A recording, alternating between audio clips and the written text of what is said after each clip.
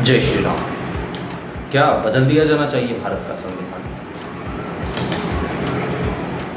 ये संविधान को बदलने की मांग एक लंबे समय से उठ रही है और तत्काल के कुछ वर्षों में तो आप देख रहे हैं कि बार बार हर जगह से आवाज़ उठ रही है कि संविधान को बदला जाए। ये संविधान, भारत का संविधान, भारत की परिस्थिति, भारत की जो संस्कृति है उसके अनुकूल नहीं है, अतः इसे बदल दिया जाना चाहिए। अब यही प्रश्न एक जगह परिचर्चा हुई थी पिछले दिनों, भी शायद 20 मार्च 2022 की ही बात है विगत। मैं भरतपुर गया था, महाराजा सूरजमल जी की जयंती थी, 20 या 23 मार्च कुछ, मुझे तिथि ध्यान नहीं रही, माफ़ी चाहूँगा। लेकिन महाराजा सूरजमल जी की जयंती के अवसर पर भरतपुर में ब्रज कल्याण परिषद द्वारा एक सेमिनार रखा गया और उस सेमिनार का जो विषय था वो था राष्ट्रीय न्याय एवं सुरक्षा नीति। वक्ताओं ने सभी ने अपने अपने विचार रखे। जब मैंने जो वहाँ पर बातें रखी वो वही बातें थी जो लोग मांग उठा रहे थे और जिस ओर उसमें ले जा रहे थे कि क्या भारत के संविधान को बदला जाना चाहिए। हालांकि वो एक विषय राष्ट्रीय सुरक्षा और न्याय नीति का था, लेकिन बात वही की वही आई। तो मेरा क्या मत है इसमें कि संविधान को बदलना चाहिए या नहीं बदलना चाहिए, तो छोटी सी चर्चा को इसको आगे बढ़ाए उससे पहले जान ले कि संविधान क्या है। देखिए, संविधान का अर्थ है सम्यक विधान, अर्थात वह व्यवस्था जो विधि के अनुकूल हो। विधि के अवरुद्ध भी चलेगी, विधि के अनुकूल भी चलेगी, लेकिन विधि के प्रतिकूल न हो। अब इसको कैसे समझें कि एक ऐसी व्यवस्था, एक ऐसी विधि जिसको जब उपयोग में लाया जाए, उसका इम्प्लीमेंटेशन किया जाए, तो उसका परिणाम जो हो वो मानव जाति के लिए कल्याणकारी हो, न कि विस्फोटक। मानव जाति के लिए यदि कल्याणकारी उसका परिणाम है विधि का, तो विधि वास्तव में सही विधि मानी जाएगी। यदि परिणाम विस्फोटक है तो फिर तो उसमें विधि नहीं रही, केवल विधि का आभास है, विधि नहीं। तो संविधान की ऐसी व्यवस्था जो मानव जाति का कल्याण करे, मानव जाति को लयबद्ध रखे, उसे ही संविधान मूलतः कहा गया है दर्शन शास्त्र में। अब संविधान हम देखते हैं कि 26 जनवरी 1950 को देश ने अंगीकृत किया, एक संविधान सभा बनी, बाकायदा उसने ड्राफ्टिंग की। दुनिया के तमाम देशों से जहाँ जो सही लगा वो उन्होंने चयन किया, किसी से उदारीकरण की नीतियाँ, किसी से न्याय व्यवस्था, किसी से वित्तीय व्यवस्था, सब देशों से एक उनका जो बेहतर था वो बेहतर लेकर दुनिया का सबसे बड़ा लिखित संविधान भारत का तैयार किया। ये आपको हर कहीं मिल जाएगा, ये मैं नई चीज़ नहीं बोल रहा हूँ, ये हर आपको जहाँ भी गूगल भी करेंगे तब भी ये चीज़ अभी तक जो बोली है सब आपको हर जगह मिल जाएगी। लेकिन उस दौरान मैंने जो बात रखी कि साहब जब आज महाराजा सूरजमल जी की जयंती है और भरतपुर ऐसी जगह जो कि मुट्ठी भर असंगठित जाट जो थे उन्होंने स्वयं को संगठित किया और अपनी प्रतिभा के, अपनी भुजबल के दम पर ब्रज ही नहीं ब्रज के बाहर पूरे भारत में एक ऐसा कीर्तिमान स्थापित किया कि आज भी लोहागढ़ का नाम बड़े आदर और सम्मान से लिया जाता है। महाराजा सूरजमल जी का नाम बड़े आदर और सम्मान से लिया जाता है, हिंदुआ सूरज। तो ऐसे महाराजा सूरजमल जी के भरतपुर में यदि ऐसी हमें सेमिनार करनी पड़ी जिसमें ये चिंतन करना पड़ रहा है कि देश की हमारी सुरक्षा नीति कैसी हो, न्याय नीति कैसी हो, तो कहीं ना कहीं हमें जो संविधान प्राप्त हुआ है उसकी कमी है। अब कमी कैसे है कि देखिए, जब भारत जिस दिन से आज़ाद हुआ, आज़ाद होने के कुछ वर्षों बाद हमें हमारा संविधान मिला, भारत गणतांत्रिक राज्य बना और हमारी न्याय व्यवस्था के साथ बाकी तमाम जो कानून व्यवस्था है, सब में कहीं ना कहीं एक वो चीज़ देखने को मिली है कि जिसकी हम अपेक्षा नहीं रखते थे। देश में संविधान लागू होने के बाद देश के प्रत्येक नागरिक को ये अपेक्षा थी कि अब शायद भारत उस स्थिति में आ जाएगा कि जहाँ पे भूख भय भ्रष्टाचार खत्म होकर राम राज्य की ओर अग्रसर होगा। लेकिन देश ने तमाम वर्षों में खूब आर्थिक उन्नति की है, सारा सब किया, लेकिन एक जो राम राज्य की परिकल्पना थी वो परिकल्पना हमारी पीछे रह गई। जबकि राम राज्य स्थापित करने के लिए जो आवश्यक अंग था, एक विधान, वो विधान भी हमारे पास था, लेकिन नहीं हो पाया। अब दूसरा पक्ष हम लेते हैं, ये वहीं की परिचर्चा की मेरी बातें थी, नई बातें नहीं है, भरतपुर वालों ने सुनी है ये बातें। तो दूसरी जब हम बात लेते हैं कि जिस दिन चर्चा में हो रही थी, अब मैं सब्जेक्ट वही चल रहा है तो महाराजा सूरजमल जी को एक केंद्र में रख लेता हूँ। सब महाराजा सूरजमल जी के शासन काल में न तो संविधान था, न संविधान निर्मात्री सभा थी, लेकिन एक ऐसा शासन था कि जिसको आज भी पूरे राजस्थान के वरन पूरे हिंदू समाज के लोग याद करते हैं। अब महाराजा सूरजमल जी से ऊपर चले जाइए, अनेकों राजा महाराजा हुए, महाराणा प्रताप हैं, महान तेजस्वी, परम तेजस्वी, राणा सांगा, ये तो राजस्थान की बात करें। राजस्थान से आगे जाइए, विक्रमादित्य, जिनका न्याय शास्त्र तो आज दिन तक पंचतंत्र की कहानियों में महाराजा विक्रमादित्य को याद किया जाता है न्याय शास्त्र के लिए। सुरक्षा व्यवस्था उनकी कितनी सटीक थी। उनसे आगे चलिए, आपको महाभारत काल में चलिए तो राजा युधिष्ठिर, भगवान श्री कृष्ण, और जो संपूर्ण केंद्र जो बार बार दोहराया जा रहा है, आज भी दोहराया जाता है, स्वयं हमारे जो महात्मा गांधी जी, उन्होंने भी उस चीज़ को प्रतिपादित किया है, बार बार अपनी पुस्तकों में लिखा है, राम राज्य। भगवान श्री राम के शासन व्यवस्था के दौरान एक जनता में खुशहाली और सारा सब न्याय व्यवस्था, हर एक व्यवस्था बहुत उच्च स्तर की थी। क्या भगवान श्री राम के पास कोई अपना संविधान था? डॉक्टर भीमराव अम्बेडकर थे, संविधान निर्मात्री सभा थी? नहीं। लेकिन वो लोग जिनको अभी मैंने गिनाया आपसे कि ये इतिहास में, और वहाँ से लेकर अंतिम हिंदू राजा जो भी रहे उन तक के इतिहास का, मतलब प्रथम हिंदू राजा जहाँ से हुए, या भगवान श्री राम से ही आप ले लीजिए त्रेता से, तो अंतिम हिंदू राजा जहाँ तक भारत में रहे वहाँ तक की हमारी न्याय व्यवस्था, सुरक्षा व्यवस्था मजबूत थी। तो इसका आधार क्या था?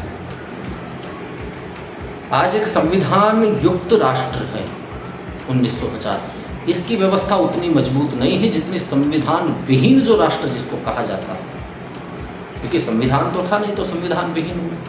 तो संविधान विहीन राष्ट्र की व्यवस्था इतनी उत्कृष्ट थी कि आज उस संविधान विहीन राष्ट्र का आपको उदाहरण दिया जाता है राम राज्य का, कि साहब राम राज्य लागू करेंगे, लेकिन हमारे संविधान के आधार पर राम राज्य लागू नहीं होगा। तो कहीं ना कहीं देखिए कमी क्या है कि हमारे संविधान में किस तरह की कमी है, उनके पास क्या व्यवस्था थी वो मैं बाद में आपको समझाऊंगा, लेकिन कहीं ना कहीं कमी हमारे संविधान में। तो संविधान में किस प्रकार कमी रही? एक सबसे पहले मैंने आपको शुरू में क्लियर किया था कि दुनिया भर के देशों से अलग अलग चीज़ों को उठाया गया और हमारे संविधान में सम्मिलित किया गया, और उसके आधार पर हमारा संविधान बना। अलग से कोई खोज या रिसर्च नहीं हुई कि भारत के लोगों के लिए कोई विशेष तैयार किया जाए। दुनिया भर के संविधानों का अध्ययन किया और भारत का एक संविधान तैयार किया। अब छोटा सा उदाहरण मैं आपको देता हूँ, पूरे विषय से हटाकर। भारत में आसाम में बढ़िया चाय की खेती होती है, और राजस्थान सबसे गर्म इलाका भारत का। यदि आसाम की चाय को राजस्थान के जैसलमेर या बाड़मेर में ले जाकर उगाया जाए तो क्या चाय उगेगी? आपने ग्रीन हाउस, पॉली हाउस कुछ लगा दिया, तापमान को नियंत्रित कर लिया, जैसे तैसे मान लीजिए चाय उगा दी, तो क्या उस चाय का स्वाद आसाम के बागों में जो चाय उग रही है उस जैसा होगा? कभी नहीं होगा। क्यों नहीं होगा? क्योंकि आसाम की मिट्टी अलग है, आसाम का वातावरण अलग है, आसाम में गिरने वाली बारिश का औसत अलग है, वहाँ की संपूर्ण जलवायु अलग है, मृदा अलग है। और राजस्थान के बाड़मेर जैसलमेर का तापमान, जलवायु, सारा सब कुछ भिन्न है, एक दूसरे के विपरीत है। अतः वहाँ उगने वाली कोई भी फसल उसी तरह यहाँ नहीं उग पाई। अब हमने क्या किया? हमने दुनिया भर के तमाम, यूएसए से लिया, ब्रिटेन से लिया, फ्रांस से लिया, रूस से लिया, जर्मनी से लिया, हर देश से संविधान में जो अच्छा लगा वो लिया।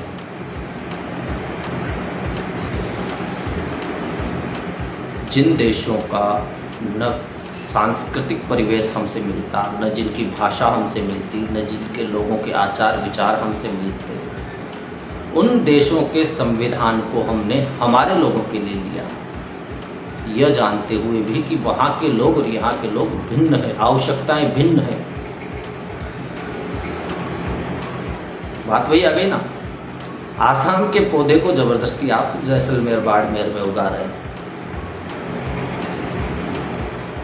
और आप तरह तरह से यहाँ राजस्थान, भारत के, जब चूँकि भारत भी विविधताओं में, एकता में अनेकता वाला राष्ट्र है, भारत में इतनी भाषागत, जातिगत, सारी सब धार्मिक विविधताएं हैं, तो आप जिन देशों का संविधान उठाकर यहाँ ला रहे हैं, जिन देशों को कॉपी मारकर, रट्टा मारकर कॉपी किया है, कॉपी करना ही कहूँगा इसको, एक जेरोक्स, कि जिन देशों का जेरोक्स आप यहाँ ला रहे हैं, उन जेरोक्सों को, उन देशों का तो बिल्कुल ही भिन्न है हमसे।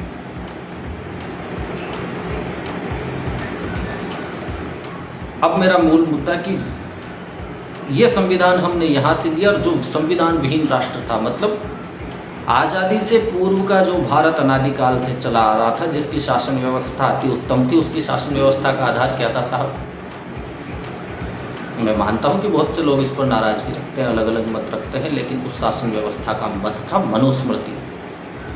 लोग जलाते हैं उस मनुस्मृति को, पता नहीं क्या क्या करते हैं, मैं इत्तेफाक नहीं रखता, लेकिन राम राज्य की परिकल्पना का मूल मंत्र जो था वो मनुस्मृति थी। जब भारतीय संविधान बना तो आपने दुनिया भर के संविधानों से अच्छी अच्छी चीज़ें ली, तो क्या मनुस्मृति में अच्छी चीज़ें नहीं थी जिनको इस संविधान में डाला जाता?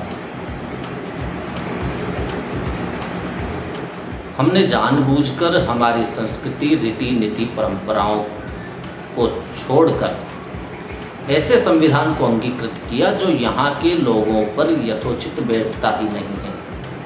मैं ये तो नहीं कहूँगा कि संविधान को आप पूरा बदल दीजिए या कुछ ऐसा कीजिए कि जो लोगों के हृदय को चोट पहुँचाए, लेकिन हाँ, इतना ज़रूर होना चाहिए कि भारत की सांस्कृतिक परंपरा जो है, भारत की विरासत जो है, भारत का आध्यात्मिक दृष्टिकोण जो है, अलग अलग मतों, अलग अलग संप्रदायों, सबका जो सार गर्भित जो है, उसका एक सार लेकर तो कम से कम संविधान में सम्मिलित किया जाना चाहिए।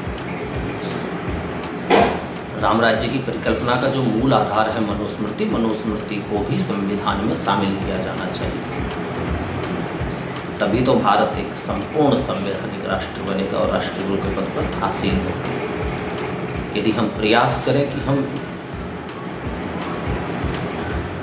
केवल बाहर के देशों का अनुसरण करके अपने आप को बहुत उच्च स्तर तक ले जाएं, तो संभव है कि हम आधुनिकता में बाकी तमाम वैभव, परावैभव, संपत्ति, अर्जन, अर्थव्यवस्था, सब में हम स्वयं को बहुत आगे तक लेकर चले जाएंगे, लेकिन देश का जो सांस्कृतिक विकास होगा, देश का जो आध्यात्मिक विकास होगा, देश का दार्शनिक जो विकास होगा, वो शून्य रह जाएगा। और आज आप और हम लोग परिणाम देख रहे हैं कि देश में किस प्रकार भय, भूख, भ्रष्टाचार और बाकी सारी चीज़ें, नैतिकता का पतन किस प्रकार बढ़ रहा है। ठीक है, हमारे हिंदू युवा और बाकी सब इतने मजबूत हैं कि वो थाम रहे हैं, जैसे तैसे थाम कर चल रहे हैं देश के राष्ट्र के जो हमारे संत हैं, कुछ राजनेता भी, सबने मजबूती से पकड़ रखा है। अन्यथा आप रोज़ अखबारों के माध्यम से पढ़ते हैं कि देश का राष्ट्रीय जो नैतिक चरित्र है वो किस ओर जा रहा है।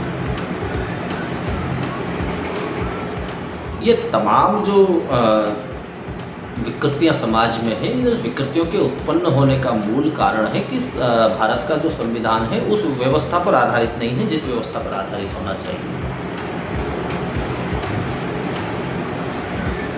तो यही सब मुद्दे मैंने वहाँ पर उस दौरान रखे थे। लोगों ने पसंद भी किया इस चीज़ को, अनुसरण भी शायद करेंगे। तुमरतपुर जब मैं गया था तो ये विषय मेरे चर्चा में आया था। तो संविधान बदला जाना चाहिए या नहीं बदला जाना चाहिए, तो उसमें यही था कि संविधान को बदलने की आवश्यकता तो नहीं है, लेकिन हाँ, इसमें कुछ परिवर्तन, पूर्णतः बदलने की आवश्यकता नहीं, कुछ परिवर्तन होने चाहिए जो देश के सांस्कृतिक दृष्टिकोण के अनुकूल हो। इस विषय में फिर कभी और विस्तृत चर्चा हम बाद में फिर कभी करेंगे।